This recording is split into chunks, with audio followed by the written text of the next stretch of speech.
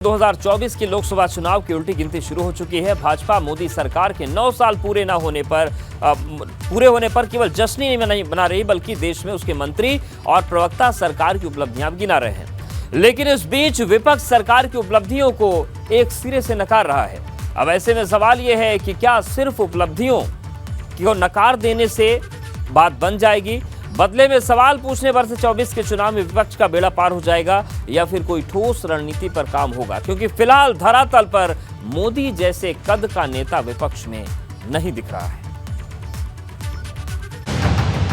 पिछले 9 वर्ष का जो एक कालखंड है, यह एक नए भारत का दर्शन हम सब कर रहे हैं। मोदी सरकार के 9 साल। प्रधानमंत्री द्वारा यहाँ के माननीय प्रधानमंत्री जी ने पैर छू करके उनका अभिनंदन किया। प्रोटोकॉल तोड़ करके देर सायंकाल स्वयं अगवानी के लिए आए।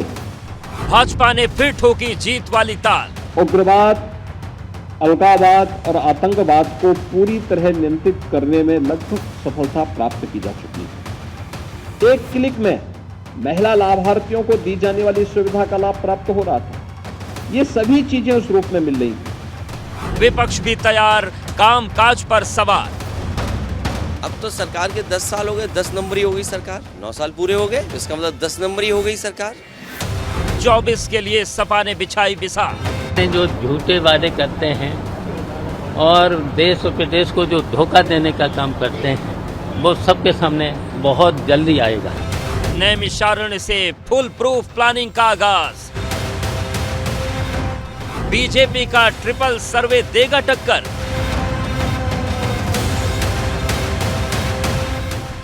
इस बार उम्मीदवार उतारेंगे चुन चुन कर। बड़ी तैयारी, बड़ा संदेश, उत्तर मांगे प्रदेश। तो चलिए अब दावों की एक बार बात कर लेते हैं। भाजपा का दावा क्या है? भाजपा का दावा यह है कि 9 साल में लाखों युवाओं को रोजगार मिला, और विपक्ष के सवाल ये है कि करोड़ों युवाओं का रोजगार छीना है, विपक्ष ये कह रहा है।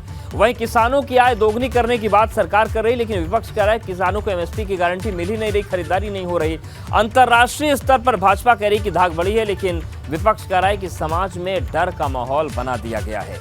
दलित, शोषित और पिछड़ों के लिए काम किया, ये सरकार कह रही है, लेकिन विपक्ष कह रहा है अल्पसंख्यकों के खिलाफ अत्याचार बढ़े। अंतर्राष्ट्रीय स्तर पर धाक बढ़ने की बात कह रही है। तो विपक्ष कह रहा है कि चीन के सीमांत क्षेत्रों में कब्जा हो गया, चीन ने कब्जा कर लिया। 9 साल में जो रोजगार की बात सरकार कह रही है, विपक्ष कह रहा है करोड़ों युवाओं का रोजगार छिन गया है, उन्हें मिला नहीं है। तो वहीं अगर हम बात करें 9 साल की बड़ी योजनाओं की सरकार की तरफ से जो पेश की जा रही हैं, तो सरकार का कहना है कि स्वच्छ भारत अभियान बड़ी योजना है, जिसमें 12 करोड़ शौचालय उनकी तरफ से दिए गए। वहीं 48.93 करोड़ लोगों के बैंक अकाउंट खुले हैं। ये पूरी उपलब्धियां भी बताने की कोशिश लोगों को की जा रही है। 9 साल में 9 बड़े फैसले की बात करें, उपलब्धियों की बात करें, वो तमाम चीजें हैं। मेहमानों का रुख करते हैं। हमारे साथ डॉक्टर अनुराग भदौरिया जी हैं, प्रवक्ता सपा, सुची विश्वास जी हैं, प्रवक्ता कांग्रेस, और थोड़ी देर में हमारे साथ शरद त्रिवेदी जी भी जुड़ेंगे, प्रवक्ता भाजपा। अनुराग जी, सबसे पहले आपके पास ही आ रहे हैं। कल से एक बड़ा जनसंपर्क अभियान बीजेपी शुरू करने जा रही है, और 9 जून से आप लोग भी नैमिषारण्य से अपने अभियान की शुरुआत करने जा रहे हैं। क्या एजेंडा होगा? जब सरकार उपलब्धि बताएगी तो आप लोग क्या जनता के बीच लेकर जाएंगे?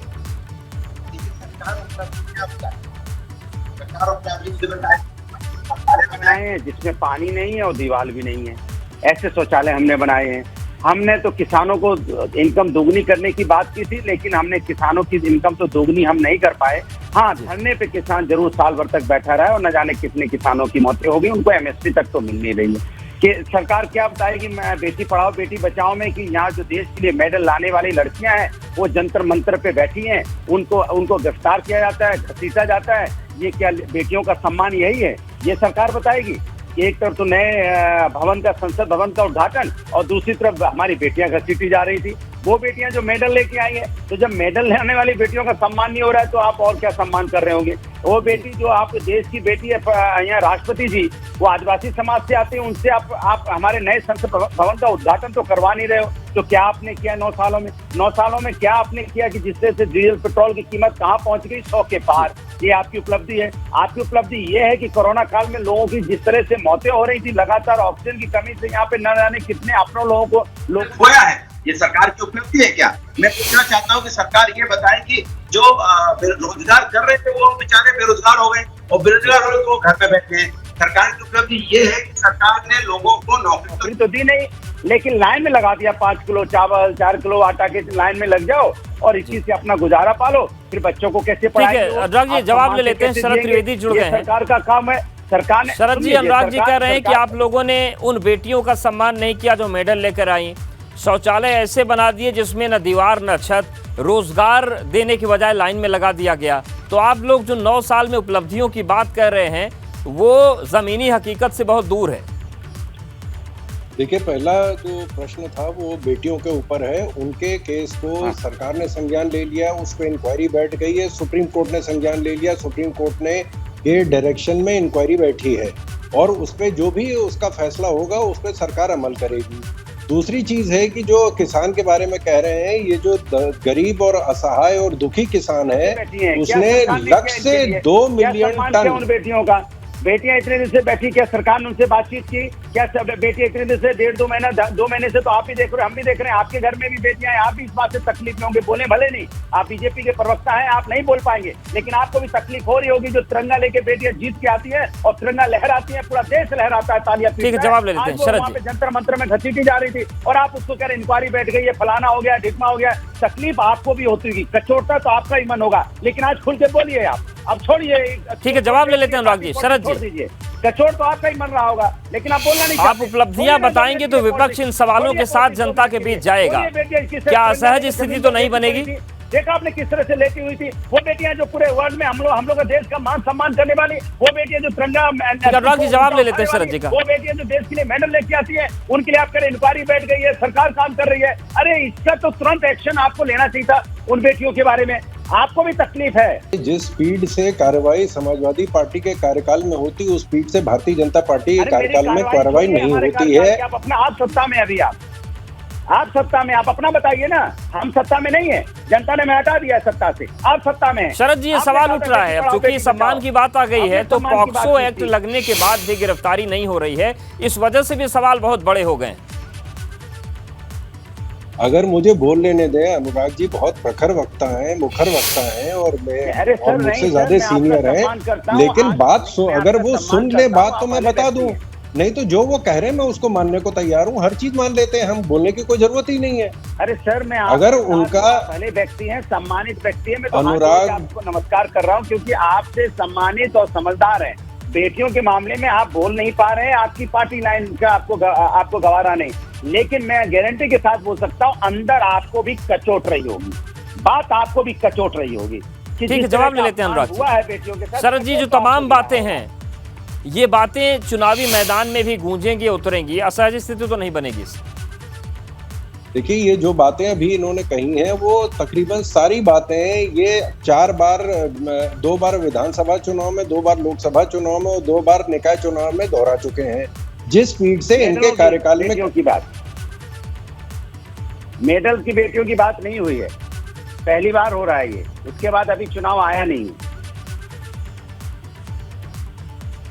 ठीक है, आप दोनों के पास आइए। सुची विश्वास जी, आरोप भी होते हैं और अपना विजन भी होता है। कांग्रेस किस विजन के साथ जनता के बीच जाएगी? क्योंकि जनता ये भी पूछेगी कि अगर हम आपको मौका देते हैं तो क्या आप करने जा रहे हैं, तो किस रणनीति से आप लोग आगे बढ़ेंगे?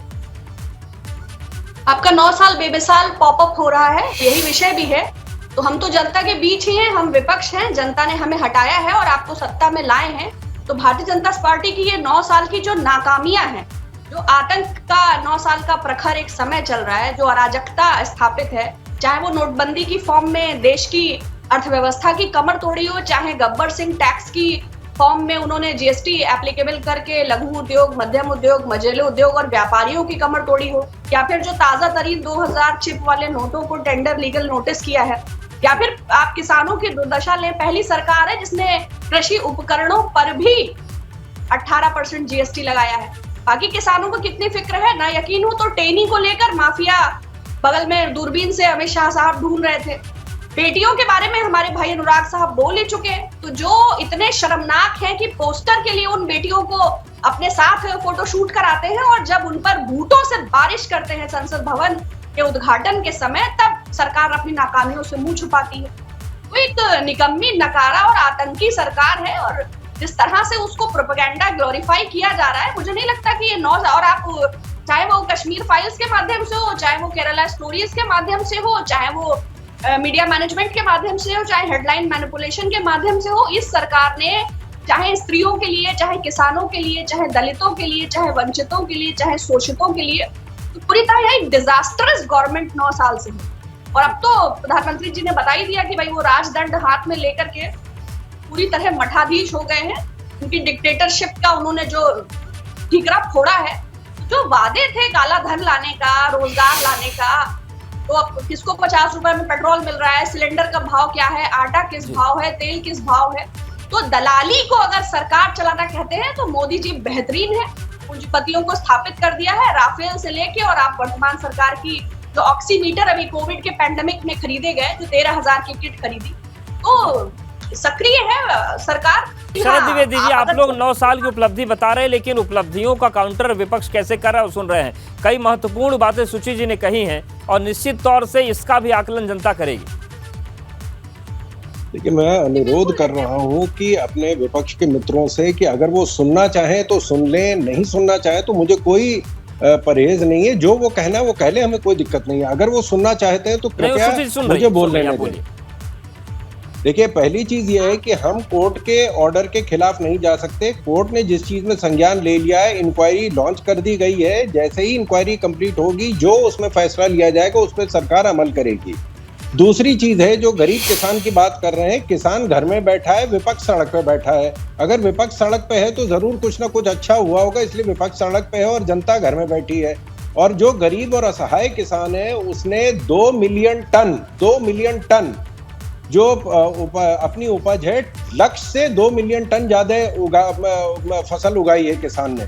और किसान को जो आय है, किसान की आय बढ़ी है पिछले 5 साल में। और गन्ना किसान का 1,96,000 करोड़ का भुगतान हमने किया है और ये निरंतर चल रहा है। ये आखिरी बार नहीं है। 3 लाख एकड़ जो है जमीन उपजाऊ बनाई गई है, इरिगेशन सिस्टम से बनाई गई है। जो महिलाओं के लिए उत्तर प्रदेश में मैं बता दूं कि 32 लाख महिलाओं को पेंशन दी जा रही है। महिला बटालियन लाई गई हैं, महिला थाने बनाए गए हैं, महिला जो पुलिस पोस्ट बनाई गई है। और जिस तरह का विकास का काम उत्तर प्रदेश में हुआ, किसी भी पार्टी के कार्यकाल में जो काम हुआ है उससे 3 गुना कार्यकाल हमारे कार्यकाल में ये काम हुआ है। इनके कार्यकाल में 17 किलोमीटर सड़क बनती थी, हमारे कार्यकाल में 47 किलोमीटर सड़क बनती और एक बार 70 किलोमीटर पर डे सड़क बनाई गई है। इनके कार्यकाल में 1 मेट्रो लखनऊ में बन रहा था। उत्तर प्रदेश में इस समय 10 मेट्रो बन रहे हैं, 10 एयरपोर्ट बन रहे हैं और 7 और 19 और 5 जो है अंतर्राष्ट्रीय एयरपोर्ट है। और जो सपना विपक्ष ने लिया था, वो सपना हम पूरा कर रहे हैं। गोवा एयरपोर्ट का सपना इन्होंने देखा था, गोवा एयरपोर्ट हमने कंप्लीट किया। 2009 में सपना देखा था। गैंगटॉक एयरपोर्ट का सपना जो पेरिफेरल एक्सप्रेसवे दिल्ली में बन रहा है। शरद जी जवाब देना चाह रहे हैं, पूरा किया, सुन लीजिए आप। देखिए, अभी कर्नाटका का आपने देखा होगा, एम्स का उद्घाटन हो गया था, नड्डा साहब चले गए और दूरबीन से भी वहां बिल्डिंग नहीं दिखाई दे रही थी। आपने जेवर का भी देखा होगा, उद्घाटन हुआ और चाइना का फोटो लगा दिया था। तो ये फोटोशॉप वाले लोग हैं। कागज पढ़ने में और धरातल पर सुविधाओं को देने में बहुत फर्क है। अगर आपको रोटी चाहिए तो गूगल के प्ले स्टोर से आप डाउनलोड नहीं करेंगे। दूसरा, आपको कानून पे भरा भरोसा है। आपने कहा क्या पास्को एक्ट का आरोप ब्रजभूषण शरण सिंह जिस पर लगे हैं, आपने देखा होगा कितनी बड़ी उनकी महिमा मंडित प्रोफाइल है, प्रॉपर हिस्ट्री शीटर है। आपको ये समझ नहीं है कि सत्ता में रहने के बाद आप कहते हैं मैं स्वीकार करता हूँ। अरे स्वीकार तो आपको करना ही पड़ेगा। चोरी की चोरी, ऊपर से सीना चोरी। एक तो आप लगातार, भाई नोटबंदी आपकी असफलता है, जो आपने देश की कमर तोड़ी, अर्थव्यवस्था तोड़ डाली। आपने महिलाओं के सम्मान को, जो ओलंपियंस हैं, जो सीने पे तिरंगा लगा के लड़कियां दौड़ती थी, आज आपके बूटों के नीचे हैं। अरे आपको लज्जित होना चाहिए। और आप अपनी असंवेदनशीलता स्थापित करने के स्थान पर अपना मैनिफेस्टो पढ़ रहे हैं।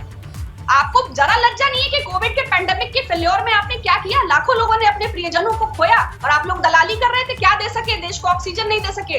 बात कर रहे हैं 9 साल की उपलब्धियों की और विपक्ष भी उपलब्धियों का काउंटर लेकर तैयार है। 2024 की तैयारियां शुरू हो चुकी हैं। सीधे मेहमानों के पास चलते हैं। अनुराग जी, जो बात शरद त्रिवेदी जी कह रहे हैं कि इन्होंने एयरपोर्ट बहुत सारे बना दिए, बहुत सारे बन रहे हैं। आप लोग 1 मेट्रो की बात कर रहे हैं, वो 10 मेट्रो बना रहे हैं और भी कई चीजें इन्होंने कही हैं। इस पर आप क्या कहेंगे? मैं उनसे पूछना चाहता हूँ, मेट्रो की शुरुआत किसने की थी? समाजवादी पार्टी सरकार में मेट्रो की शुरुआतें हुई थी। बाद में कानपुर में मेट्रो, आगरा में मेट्रो, ये सब समाजवादी पार्टी ने सब मैप बनाए थे और समाजवादी पार्टी ने मेट्रो की शुरुआत की। कॉन्सेप्ट वही लेके आए। एक्सप्रेसवे समाजवादी लेके आई, समाजवादी ने आगरा लखनऊ एक्सप्रेस बनाया, पूर्वांचल एक्सप्रेसवे की जमीन एक्वायर की, वो कॉन्सेप्ट वो लेके आए। 100 डायल का समाजवादी लेके आए, 1090 समाजवादियों ने बनाया। अब मैं आपसे, स्टेडियम समाजवादियों ने बनाया, मेडिकल कॉलेज समाजवादियों ने बनाया। आप बताइए, आप नई क्या चीज लेके आए? मेट्रो, एक्सप्रेसवे, ये सब समाजवादी के कॉन्सेप्ट हैं, समाजवादी की चीजें हैं, समाजवादी ने इसकी शुरुआत की। आपने नई चीज क्या दी, ये बताइए। आपको नई चीज देनी थी लैपटॉप, जो आपने दिया नहीं। आपको देना था बच्चों के स्कूल के लिए, आपको कपड़े देने थे, समय से उनको जूता देना था, बैग देने थे, उनकी व्यवस्था अच्छी करनी थी। या आपको मेडिकल मोबाइल फैसिलिटी बनानी चाहिए थी, वो क्या आपने बनाई? कुछ नई चीज आप बताइए ना जो आपने की। हमने जो शुरुआत की उसको आप आगे बढ़ाने का, क्योंकि उसकी नकल कर रहे हैं आप। हमारे काम की नकल करते हैं या नाम और नंबर बदलते हैं, यही तो आपने किया ना। आपने नया शुरुआत कौन सा किया, ये बता दीजिए। एक काम बता दीजिए जो आपने शुरुआत की हो, जो नया कॉन्सेप्ट हो, जो समाज के समझ में आया हो। आपको देना था रोजगार, आपने दिया नहीं। बिल्कुल, ये महत्वपूर्ण सवाल है। शरद त्रिवेदी जी, रोड आपको, आप लोग क्या नाम और नंबर बदलने में ही रह गए? नहीं, भदौरिया जी बिल्कुल ठीक कह रहे हैं कि जो जेवर एयरपोर्ट है, इसका सपना ये 40 साल पहले इन्होंने देखा था। हम बिल्कुल मानते हैं इस बात को, इसमें कोई गुरेज नहीं है। सिर्फ साकार करने के लिए जनता ने हमको चुन लिया, क्योंकि सपना तो काफी साल से चल रहा था। और जब आते थे तब ये होता था, या तो ये केंद्र सरकार से कहते थे, वो नहीं करते थे। केंद्र सरकार जमीन मांगती थी, ये नहीं देते थे। हम आए, हमने दोनों काम, जो डबल इंजन की सरकार थी, हमने 17 में आए। 17 सितंबर में भूमि अधिग्रहण शुरू हो गया और इस साल 15 दिसंबर तक वहां पे हवाई जहाज उतार दिया जाएगा। दूसरा, जो रैपिड रेल ट्रांसपोर्ट सिस्टम है, उसको हम लोगों ने 3 साल में पूरा किया है। जून में वो चालू हो जाएगा। और जो मेरठ एक्सप्रेस वे है, उसको 3 साल के अंदर अंदर उसका भूमि अधिग्रहण हो गया, उसको कंप्लीट कर दिया गया, उसको चालू कर दिया गया है। 60 उत्तर प्रदेश में मेडिकल कॉलेज हमने बना दिए हैं। और जो अभी हमारी बहन कह रही थी, जो अपराध के मामले में जो कांग्रेस का नाम तो बताइए प्रभु। 60 जिलों में मेडिकल कॉलेज में आपको पूरी लिस्ट भेज दूंगा। 2 एम 4 एम्स थे, जिसमें से 2 एम चालू हो चुके हैं। बनाया, हम बता सकते हैं कि हमने आजमगढ़ का बनाया, हमने गोरखपुर को अपग्रेड किया, हमने लखनऊ में बनाया, हमने सैफई बनाया, बदायूं में बनाया, सीतापुर बनाया, लखीमपुर में बनाया। आप बताइए ना कहाँ बनाया आपने? पता क्या किया? जो जिला अस्पताल थे उनको आपने मेडिकल कॉलेज कर दिया। आपने नया मेडिकल कॉलेज बनाया, कहीं बताओ मुझे। अभी जनता सुनना चाहती है, आप बताइए कौन सा मेडिकल कॉलेज है? एक नाम बता दीजिए बस, और कुछ नहीं चाहिए। एक मेडिकल कॉलेज का नाम, 2 का भी नहीं। एक मेडिकल कॉलेज, एक स्टेडियम, एक यूनिवर्सिटी। एक यूनिवर्सिटी का नाम बताइए कौन सी बनाई आपने? नहीं, हमने 45 लाख मकान उत्तर प्रदेश में बनाए हैं। और दिल्ली की आबादी से ज्यादा उत्तर प्रदेश में शौचालय बनाए हैं। 1 करोड़ 60 लाख बिजली के कनेक्शन, 1 करोड़ 80 लाख गैस के कनेक्शन दिए उत्तर प्रदेश में। आप कहीं इसमें टिक जाए तो बता दीजिए ना। कौन सा गांव जो आपने डेवलप किया हो? एक गांव बता दीजिए जो आपने उसको मॉडर्न बना दिया हो। दिल्ली की आबादी, एक गांव बताइए, एक गांव बताइए, छोड़िए ना, एक गांव बताइए उत्तर प्रदेश में जिसको आपने पूरा मॉडर्नाइज कर दिया हो और एकदम विकसित गांव कहलाता हो। एक बताइए, 150 तो छोड़िए, हम तो न जाने कितने बता दें आपको। लोहिया ग्राम आवास योजना के अंदर जो हमने बनाए थे, हमने जन सुनिश्चित योजना के अंदर जो बनाए थे कि पक्की सड़कें बनाई थी, नाली पक्की की थी, वहां पे सोलर लाइट लगाई थी। वक्त एकदम कम है। सुशील जी, आखिरी कमेंट आपका चाहते हैं, क्या ये तमाम ऐसी चीजें हैं जो 2024 में विपक्ष को बुलंदी देंगी? देखिए, पहले तो मेरे प्रखर वक्ता अनुराग भाई की एक बात से मैं असहमत हूँ। उन्होंने कहा ये लोग नकल करते हैं। मैं करेक्ट कर दूं, संशोधन कर दूं कि ये लोग नकल नहीं करते हैं। नकल करने के लिए अकल की आवश्यकता होती है और ये पूर्णतया बुद्धिहीन है। ये सिर्फ कट, कॉपी और पेस्ट करते हैं। और विश्वविद्यालय और ये सब बनाने की इनको आवश्यकता ही क्या है? जब सिर्फ नाम बदल के, अभी ये जो हमारे पड़ोस में कैंसर हॉस्पिटल है, अखिलेश जी ने बनवाया था, अब उसका नाम बदल के कल्याण सिंह हो गया है। कहीं मोटेरा को बदल, कहीं अटल लगा रहे हैं, कहीं दीनदयाल उपाध्याय, कहीं सावरकर। और विश्वविद्यालय और विद्यालय बनाने में इनका कोई विश्वास नहीं है। ये जो सुबह शाखा लगा रहे हैं उसके बिल्कुल निश्चित तौर से ये तमाम ऐसी बातें हैं जो चुनावी माहौल को सरगर्मी करेंगी और निश्चित तौर से इस पर बहस होगी और फिर उसके बाद जनता तय करेगी कि उनके लिए क्या बेहतर है।